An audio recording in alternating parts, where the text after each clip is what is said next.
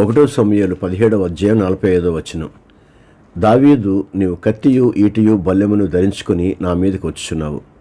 అయితే నీవు తిరస్కరించిన ఇశ్రాయేళ్ల సైన్యములకు అధిపతి యెహోవా పేరట నేను నీ మీదకి వచ్చుచున్నాను. అప్పుడు సౌలు దావీదుతో కనీసం తన కవచాన్ని ధరించమని చెప్పాడు. దావీదు సౌలు కవచం తీసివేసి కేవలం దేవునిపైనే నమ్మకం ఉంచి ముందుకు వెళ్ళాడు. సౌలు కవచాన్ని తిరస్కరించడం, గొల్యాతు కత్తితోనే వాడి తల నరకడం అనేవి దావీదు గొల్యాతు వృత్తాంతంలో అత్యంత శక్తివంతమైన ఆత్మీయ పాఠాలు.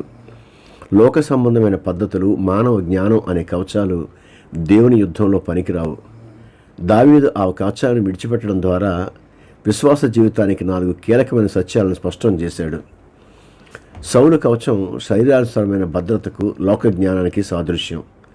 ఆత్మీయ పోరాటాలను లోక వ్యవహారాలతో, మానవ శక్తితో గెలవలేము. మన పోరాటం రక్తమాంసాలతో కాదు కాబట్టి మన ఆయుధాలు కూడా దైవికమైనవి ఉండాలి. అంటే శరీర సంబంధమైన సాధనాలు నిష్ప్రయోజనం. రెండవది, గొల్యాతు ఏ కత్తిని చూసి గర్వించాడో, ఏ కత్తితో ఇశ్రాయేలును భయపెట్టాడో అదే కత్తితో దావీదు వాడి తల నరికాడు. యేసుక్రీస్తు కూడా శిలువపై సరిగ్గా ఇదే చేశాడు.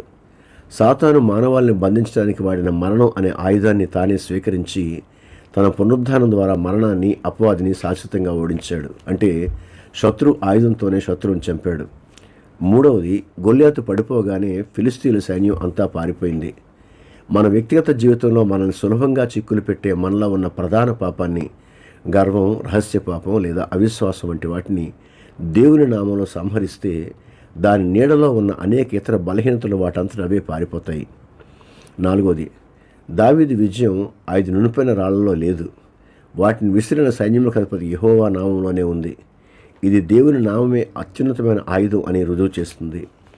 సౌలు ఇచ్చిన కవచాలను పక్కన పెట్టి కేవలం దేవుని సర్వాంగ కవచాన్ని, ఆయన వాక్యం అనే ఆత్మఖడ్గాన్ని ధరించినప్పుడే ఏ విశ్వాసి అయినా, ఏ గొల్యాతునైనా నిశ్చయంగా నేలకూల్చగలడు. ప్రార్థన.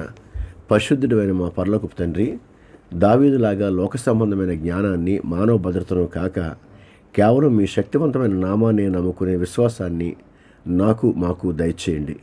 శత్రువు కల్పించే ఏ భయానికి వెనుకంజ వేయకుండా సిలువలో క్రీస్తు సాధించిన సంపూర్ణ విజయాన్ని నా అనుదిన జీవితంలో అనుభవించే కృపను ఇవ్వండి. యేసుక్రీస్తు అతి శ్రేష్టమైన నామంలో ప్రార్థిస్తున్నాం తండ్రి. ఆమెన్. దేవుడు మిమ్మల్ని దీవించును గాక.